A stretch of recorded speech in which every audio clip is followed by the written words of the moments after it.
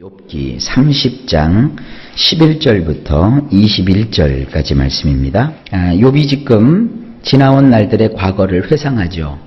그래서 아주 좋았던 때, 그렇지만 그가 이제 완전히 몰락하고 또 별것도 아닌 사람들한테 큰 상처를 받고 어려움을 겪습니다. 여러분, 사람이요, 이렇게 매를 들어서 한번 치는 거하고요, 말로 눈빛으로 한번 상처를 주는 거고 어느 게 더 오래 가느냐 하면 욥의 경우를 보면 그 친구들의 말에서 욥이 큰 상처를 받는 것을 볼 수 있습니다. 자, 욥은 그와 같은 상처스러운 마음을, 상처받은 마음을 이제 표현을 하고 있는 거예요. 그 내용을 우리가 좀 살펴보겠습니다. 11절 말씀입니다. 이는 하나님이 내 활시위를 늘어지게 하시고 나를 곤고하게 하심으로 무리가 내 앞에서 굴레를 벗었음이니이다. 원문이 이렇습니다. 참으로 나의 화살줄을 그분이 느슨하게 하심으로 그분이 나를 괴롭게 하셨도다. 사람들이 내 앞에서 곱비 풀린 자처럼 굴었도다. 화살이라는 게 시위가 팽팽하게 걸려 있어야 거기다가 화살 촉을 낀 그 화살을 탁 대고 활 시위를 쭉 당긴다고요. 팽팽해야. 그리고 탁 넣으면 팅 소리와 함께 명쾌한 소리가 나면서 화살이 쭉 뻗어서 목표물을 명중시키거든요. 그런데 화살줄이 다 느슨해졌어요. 이게 발사가 됩니까? 우리 인생도 말이죠. 하나님께서 이 화살에 그 시위를 먹인 그 화살을 날림처럼 우리의 인생이 그렇게 돼야 되는 거예요. 그래야 땡땡하게 이게 감겨져 있어야 화살을 놓고 당겼을 때 이것이 멀리까지 날아가서 목표물에 적중할 수 있는 거예요. 근데 하나님께서 그 화살줄을요, 느슨하게 해버리셨어요. 그게 얼마나 괴롭습니까? 화살을 날릴 수 없고 사용 안 할 수도 없고, 그리고 사람들이 말이죠, 그렇게 되니까 그 앞에서 곱비 풀린 차처럼 굴었대요. 사람이 곱비가 풀리면요, 이거 천방지축입니다. 곱비 풀리면 그냥 뭐 경우도 없죠. 위아래도 없고 막 들이받고 그러지 않습니까? 이런 경우를 욥이 당하고 있다는 거예요. 12절. 그들이 내 오른쪽에서 일어나 내 발에 덫을 놓으며 나를 대적하여 길을 에워싸며. 원문이 이렇습니다. 오른쪽에서 무리가 벌떡 일어나서 나의 두 발을 그들이 밀어버렸도다. 그들이 나를 대적하여 자신을 높여 길들마다 안가품하려 하는도다. 이렇게 길을 가고 있는데 갑자기 매복하고 있던 사람들이 오른쪽에서 벌떡 일어나는 거예요. 벌떡. 그러면서 그들이 그냥 나에게 달려들어갖고는 나의 두 발을 밀어버렸어요. 그러니까 그냥 가다가 넘어질 수밖에 없죠. 그리고 그들이 나를 사사건건 대적하는 거예요. 자기 스스로를 높여서 내가 다니는 길들마다 그들이 막 안가품을 하려고 쫓아오는 거예요. 이것도 맞고 저것도 맞고 이것도 반대하고 저것도 반대하고 하면서 욥에게 있어서 조금도 인생에 어떠한 그 펴볼 수 있는 기회조차를 주지 않는 거예요. 13절. 그들이 내 길을 헐고 내 재앙을 재촉하는데도 도울 자가 없구나. 원문이 이렇습니다. 나의 행로를 그들이 허물어서 내가 망하는 것을 그들이 이익으로 여기는데도 나를 돕는 자가 아예 없도다. 가만히 내용을 들여다보면요, 아주 처참하고 비참하지 않습니까? 욥이 이제 걸어가는 그 인생길을요, 그들이 다 그 길을 망가뜨려 버렸어요. 길이 움푹 패이고 막 웅덩이가 파져 있고 함정이 있으니 그 제대로 갈 수 있습니까? 결국 그들이 그렇게 해놓는 이유가 뭡니까? 망하게 하려고. 내가 망하면 그들은 뭐예요? 이익을 본다 이거예요. 그러니까 자기들의 이익을 위해서, 자기들의 어떠한 그 편리함을 위해서 나는 완전히 망해도 좋다는 식으로 그들이 나를 대하는 거예요. 그런데 더 비참한 것은 그럼에도 불구하고 나를 돕는 자가 한 명도 없다는 거예요. 이 욥이 지금 이러한 처지를 경험하고 있다 하는 것을 표현하고 있는 거예요. 14절. 그들은 성을 파괴하고 그 파괴한 가운데로 몰려드는 것 같이 내게로 달려드니, 원문을 보면 이렇게 되어 있습니다. 파괴되어 쩍 벌어진 곳으로 그들이 들어오는데 파괴된 곳 아래로 그들이 굴러 들어오는구나.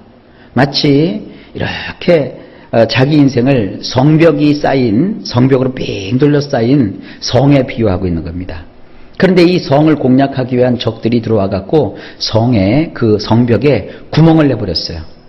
그래서 그 구멍이 아주 굉장히 크게 났어요. 그래서 그 구멍 밑으로 막 적들이 굴러서 들어와요. 그러니 뭐 욥의 인생이 구멍이 난 거죠. 아무도 자기를 지켜주는 사람 없고 구멍 뚫린 성이 된 거예요. 그러니 이것은 뭡니까? 뭐 끝장난 거죠, 인생이. 15절 순식간에 공포가 나를 에워싸고 그들이 내 품위를 바람같이 날려버리니 나의 구원은 구름같이 지나가 버렸구나. 원문이 이렇습니다. 그분이 나를 대적하여 공포스러운 것들로 뒤집어 엎어버리셨고 나의 존귀함을 마치 바람처럼 불려가 버리게 하셨으니 마치 먹구름처럼 나의 구원이 지나가 버렸도다. 이 맨 마지막 표현을 좀 가만히 음미해 보세요. 먹구름이 이렇게 잔뜩 꼈어요. 그러면 그 구름이 어떻게 됩니까? 곧 비가 돼서 쏟아지고 말아요. 비가 쫙 쏟아지고 나면 구름은 온데간데 없어져 버려요. 그러니까 이 욥이 살만한 가치가 있는 욥이라 할지라도 살 수 있는 길이 안 열려 있는 거예요. 그에게 있어서는 먹구름이 비를 쏟고 다 사라진 것처럼 일말의 구원을 위한 조그만 희망조차도 남아있지 않은 거예요. 욥이 말하고 있죠. 그분이 나를 대적한 것이다. 하나님이 나를 실어 버리신 것밖에 없는 것이다. 내가 이러한 그 고초를 겪을 만한 일을 한 적도 없고 내가 나에게서 어떤 원인을 발견할 수 없는 것은 오직 하나, 하나님이 나를 실으셔서 나를 그렇게 버리신 것밖에 더 있느냐, 지금 그 얘기입니다. 16절 이제는 내 생명이 내 속에서 누구니 환난 날이 나를 사로잡음이라.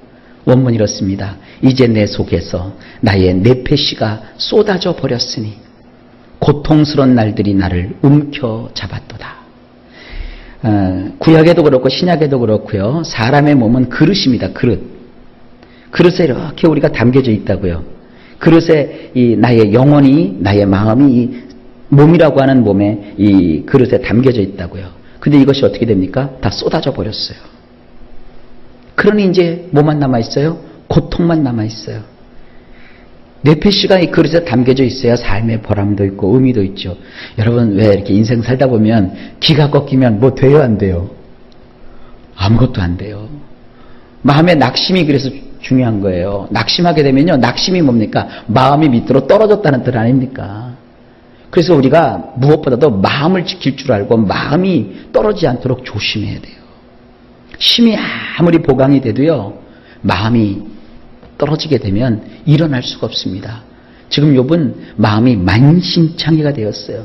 그래서 그의 사는 모든 날들이 고통으로 가득 찼고 그 고통스러운 날들이 그를 꽉 움켜잡고 놓지 않고 있는 겁니다. 욥이 당한 그 처지가 얼마나 어렵고 힘든 것인지 이러한 표현에서 우리가 미루어 짐작할 수 있지 않습니까? 17절입니다. 밤이 되면 내 뼈가 쑤시니 나의 아픔이 쉬지 아니하는구나. 원문 이렇게 돼 있어요. 밤이면 나의 뼈들이 내 속에서 구멍이 뚫리고 진통들이 나에게서 누그러지지 않는도다. 여러분 왜 특히 이제 부인과 계통을 가보면 여성분들이 그 뼈에 구멍이 난다고 그러죠. 옛날 사람들은 그 뼈에 바람이 든다고 그랬죠. 그게 실제로 이렇게 사진을 찍어보면요. 뼈에 구멍이 숭숭숭숭숭숭 나 있어요. 이건 현대의학이 발전해서 실제로 우리 뼈 사진을, 골 사진을 찍을 수 있는 그런 기술이 확보가 된 때부터는 이 골다공증이라는 것이 이제 의학적으로 밝혀졌잖아요. 근데 그 옛날 욥이 이 인간의 몸을 해부하듯이 이렇게 다 내다보고 얘기하고 있는 거예요. 이 골다공증도요, 아마 그 골다공증 때문에 병원에 다니고 약을 먹는 분들 계시면 의사가 꼭 이 말을 할 겁니다. 마음을 편히 가지십시오. 약을 먹으면서도 마음을 편안하게 가지시고 스트레스 받지 마세요. 그럴 겁니다. 사람이요, 너무 고통스러우면 뼈에서 뭔가 진액이 막 다 빠져나가는 듯 하죠. 옛날 어르신들은 이제 좀 기분이 없으면은 꼭 그래서 남의 뼈 사다가 삶아 먹죠. 뼈국물 내서 드시잖아요. 근데 사실 그게 안 좋습니다. 그 뼈국물이 여러분들 드시면은 굉장히 포만감을 주고 영양이 공급받는 것 같지만 생각해 보세요. 소뼈도 그것도 한 생명의 뼈인데 그 소뼈 우러내어서 먹으면 그 국물이 나의 뼛속에 들어가서 뭐 이렇게 좋을 것 같습니까? 그렇지 않습니다. 오히려 이 골다공증 있는 분들은 제가 아는 짤막한 상식에 의하면 그 뼈에 별로 좋지 않대요. 그래서 외국 같은 데서는요, 이 뼈 국물을 먹지 않는데, 우리나라 사람들은 뭐 그런 그 맛이 들어서 먹는데, 너무 그것은 그렇게 즐겨 먹지는 마세요. 어쨌든 밤이면 뼈들이 속에서 구멍이 뚫려요. 얼마나 고통스러울까요? 진통들이 나에게서 누그러지지 않는구나. 심상하게 되니까, 마음이 상하게 되니까 육체도 어떻게 돼요? 이렇게 괴로워요. 실제로 그 뼛속에서 진액이 다 빠져요. 골다공증도 오고 막 이렇습니다. 18절. 그가 큰 능력으로 나의 옷을 떨쳐버리시며 나의 옷깃처럼 나를 휘어잡으시는구나. 원문이 이렇습니다. 억센 힘으로 그분이 나의 외투를 구겨버리시고 마치 나의 긴 옷의 옷깃 부분을 졸라대시는도다. 이제 우리 성경에는 마치 여기 이제 옷깃처럼 그를 이렇게 휘어잡았다 이렇게 표현되어 있고, 원문을 보면 그 옷깃 부분을 가지고 이렇게 나를 졸라매는 거예요. 멱살이 잡힌 거예요. 여러분 생각해 보세요. 지금 긴 옷이에요. 긴 외투는 언제 입는 겁니까? 외투는 외출할 때 입는 거거든요. 사실은 우리는 옷이 그 사람의 신분을 상징한다 해도 과언이 아니죠. 여러분이 어떤 잔치집에 갈 때는요, 작업복 입고 가시나요? 잔치집에 맞는 예쁘고 고운 옷을 입고 가잖아요. 그리고 어떤 유명한 인물이나 명사를 만날 때는 가장 그 품위 있는 옷을 입고 가잖아요. 겉옷을 챙겨 입고 나갔어요. 근데 하나님께서 그 억센 팔로 나의 그 입고 간 외투를 구겨버리셨어요. 그러니까 막 그 외투를 구겨버리듯이 날 그냥 막 이렇게 억센 팔로 막 억어시키시고, 그리고 나의 긴 옷의 이 옷깃 부분을 하나님 움켜잡아갖고 멱살을 잡으셨다 이거예요. 이게 얼마나 수치스럽습니까? 이런 수치가 그의 인생 가운데 임했다는 거예요. 19절. 하나님이 나를 진흙 가운데 던지셨고 나를 티끌과 재같게 하셨구나. 마치 유도를 하듯이요. 하나님이 나를 번쩍 들어서 던지신 거예요. 어디다? 진흙 가운데. 원문이 이렇습니다. 그분이 나를 진창에 던져버리셨고 나를 마치 흙먼지와 재같이 되게 하셨도다. 하나님이 그를 탁 붙잡아도 그냥 냅다 꺼놔가지고 이 진흙구덩이에 팍 던져버리셨어요. 그러니까 내 몸이 붕 떠가지고 바닥에 탁 퍼져버렸어요. 그러니 막 흙먼지가 날리면서 떼굴떼굴 굴렀어요. 흙하고 막 범벅이 됐어요.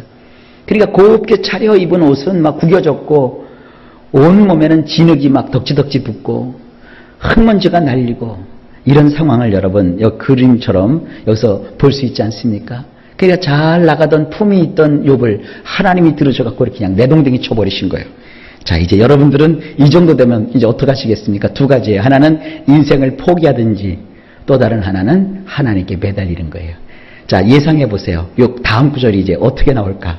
기도가 나올 것 같지 않습니까? 예, 기도가 나와요. 한번 보실까요? 20절. 내가 주께 부르짖으나 주께서 대답하지 아니하시며 내가 섰사오나 주께서 나를 돌아보지 아니하시나이다. 원문이 이렇습니다. 내가 당신을 향하여 도움을 청해 보았지만 당신은 대답지 않으셨으며 내가 멈춰서 있었으나 당신은 나를 거들떠보지도 않으셨나이다. 우리 인생 가운데 멈추어 서가지고 하나님께 도와달라고 기도하는 순간이 있어요. 언제 그래요? 편안할 땐 안 그러죠. 인생의 진흙구덩이에 내가 던져져서 떼굴떼굴 굴러 흙먼지 속에 들어갔을 때 우리는 하나님을 향하여 도움을 청해요. 근데 그 순간 하나님이 대답도 안 하세요. 내가 모든 것을 멈춰서 하나님을 바라보고 있는데 하나님이 나를 거들떠도 안 보셔요. 근데 실제로 그렇게 안 보시고 그렇게 대답도 안 하시고 그러시는 걸까요? 아니요. 하나님이 안타까워하면서 차마 잠잠히 우리를 지켜보고 계시는 겁니다. 자, 그 다음 구절 한 구절만 더 봅시다. 21절. 주께서 돌이켜 내게 잔혹하게 하시고 힘있는 손으로 나를 대적하시나이다. 원문이 이렇습니다. 당신은 돌아서서 나를 무자비하게 대하셨고 당신 손의 힘으로 당신은 나에게 적의를 나타내셨나이다. 가만히 계셨을 뿐만 아니라 구하면 구할수록 하나님이 싹 돌아서선 나를 무자비하게 대하시고, 그 하나님의 그 가진 힘이 얼마나 강력하세요. 그 힘으로 나에게 저기를 나타내셨다는 거예요. 그러니까 욥은 이런 비참한 처지에 있었어요. 그런데도 포기하지 않고 끝까지 그 소망을 하나님께 두었어요. 자, 이 고난 속에 있는 이 욥, 결국은 욥이 어디서 해결점을 찾아요? 나를 냉대하실지라도, 나를 이렇게 하나님께서 아는 척도 안 하시고 나를 향하여 긍휼을 베풀지 않으셨어도 오직 그 하나님만 붙들고 늘어지는 이 욥의 모습을 보게 됩니다. 여러분, 때로 고난 속에 있으면 하나님이 나를 돌아보지 않는 것처럼 느껴질 때가 있어요. 왜 하나님은 나의 일에 이렇게 무관심하실까? 왜 하나님은 나를 이렇게 냉대하실까? 여러분, 그 찬송가 중에 그것이 있죠. 주 나를 박대하시면 나 어디 가리까? 그리고 나서 여러분도 싹 돌아서요. 돌아서면 누가 손해인데요? 내 손해라고요. 하나님이 나를 향하여 냉정하게 대하시는 것 같다 할지라도, 오히려 하나님이 가지신 그 능력으로 나를 치시는 듯 할지라도 우리는 인생이에요. 하나님을 놓으면 아무것도 아닙니다. 여러분, 고난의 그 순간 하나님을 놓지 마세요. 하나님에게 응답이 없고 하나님이 나를 박대하시는 듯해도 천부여 의지 없어서 손들고 나옵니다. 주 나를 박대하시면 나 어디 가리일까? 주님밖에 나의 희망이 없고 주님밖에 나의 소망이 없습니다. 내가 친구에게 손을 벌리겠습니까? 나의 형제에게 도와달라 부르짖겠습니까? 주여, 저들도 도울 수 없는 인생들 뿐이오니 나는 오로지 하나님이 나를 냉대하고 박대한지라도 하나님의 은혜 앞에 내 손을 내밀고 주의 도우심을 청합니다. 여러분, 그 마음입니다. 이 마음 가지고 십자가 앞에 서면 욥을 붙들어서 일으키신 것처럼 우리도 일어날 수 있습니다. 이게 희망이고 이게 능력입니다.